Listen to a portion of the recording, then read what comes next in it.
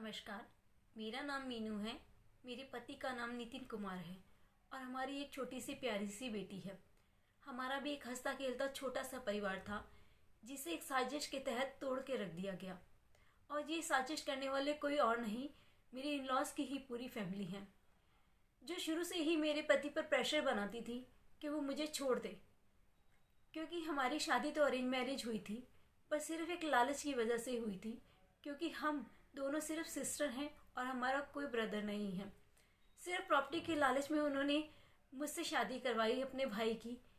पर मेरे पति एक बहुत अच्छे इंसान हैं और जिन्हें इस बात से कोई भी लेना देना नहीं था। उन्होंने हमेशा सच्चे दिल से मेरे साथ रिश्ता निभाया। उनके घर वाले शुरू से ही उन्हें प्रेशराइज करते थे कि वो मुझे छोड़ दे, क्योंकि उनका लालच पूरा नहीं हो रहा था।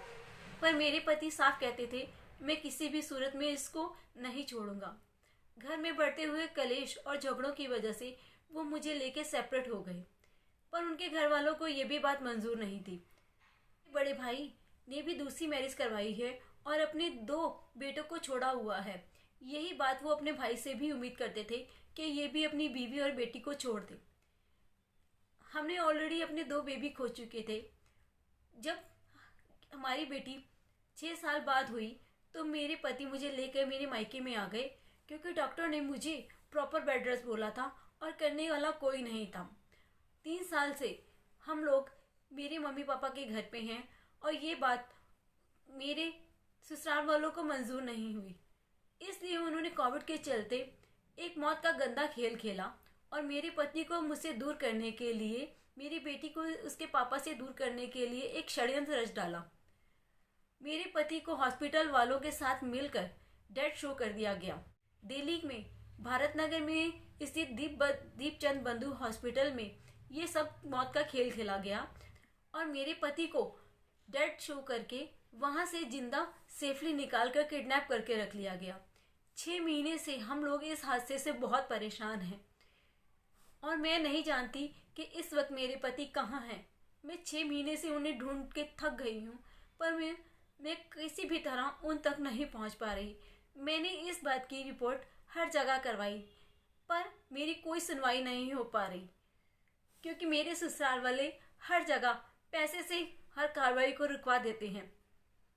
प्लीज़ मेरी आप सबसे हाथ जोड़ के विनती है, माननीय प्रधानमंत्री Modi ji, CM Kejriwal ji, police commissioner Rakesh Asthana जी, प्रियंका जी, राहुल जी और देश के तमाम जनता के हाथ जोड़ के विनती है कि मुझे मेरे पति तक पहुंचाने में मदद कीजिए।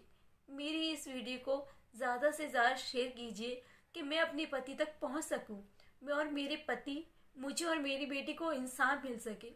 हम लोग बहुत परेशान हैं, प्लीज़ हमारी मदद कीजिए। हमारे बिखरे हुए परिवार को फिर से एक करने में हमारी मदद कीजिए। ये वीडियो मैंने बहुत शॉर्ट में बनाई है, पर मैं अपनी पूरी इस 6 महीने में हमने लोगों ने जो भी फेस किया, मैं अपनी पूरी बात, पूरी कहानी आपको अपनी हर वीडियो में शेयर करूँगी। प्लीज़ मेरी इस बात को ज़्यादा से ज़्यादा शेयर किया जाए ताकि मैं अपने पति तक पहुँच सकूँ। प्लीज़ आप लोगों से हाथ जोड़कर विनती है। मैं इस वीडियो में अपने ससुराल की फोटोग्राफ्स भी शेयर करना चाहूँगी, जिन लोगों ने हमारे साथ इतना गंदा खेल खेला। प्लीज़ हमारी मदद कीजिए। प्लीज़ मुझे मेरे पति तक पहुंचाने में मदद कीजिए। मेरी छोटी सी बेटी दिन रात अपने पापा के लिए तड़प रही है। वो दिन रात मुझसे यही पूछती है, मम्मा पापा कब आएंगे। उसके सवालों के जवाब दे दे के मैं थक गई हूँ।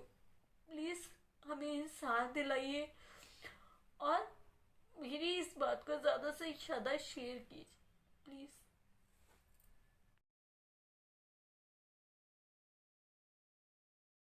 मेरे पति के बड़े भाई और उनकी भाभी की है राजेश उर्फ बॉबी और उनकी पत्नी शालू, जो इस पूरे गेम की मास्टरमाइंड हैं।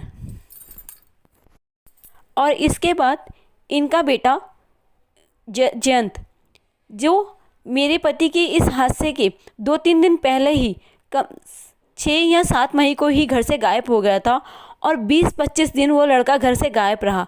आखिर वो कहाँ पे रहा। इसके बाद मेरी नंद रेनू और उनके पति अशोक। मेरे पति के बुआ का बेटा गोलू, जो इस केस के बारे में सब कुछ जानता है। जब मेरे पति बीमार थे तो वो डेली आता था, पर उसके बाद आज 6 महीने हो गए वो मेरे सामने नहीं आया। मैंने हर तरह से कोशिश की, गुस्से से, प्यार से, कि वो मेरे सामने आ जाए, पर ये सब लोग मिलकर उसे मेरे सामने नहीं आने देते, क्योंकि वो सारी सच्चाई जानता है और ये नहीं चाहते कि मुझे किसी भी सच्चाई के बारे में पता चले।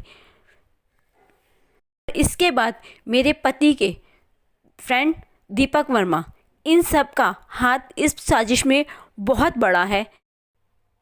मैं अपने कॉन्टैक्ट नंबर शेयर कर रही हूँ। अगर मेरे हस्बैंड के बारे में आपको कोई भी इंफॉर्मेशन मिले तो प्लीज़ मुझसे कांटेक्ट कीजिए।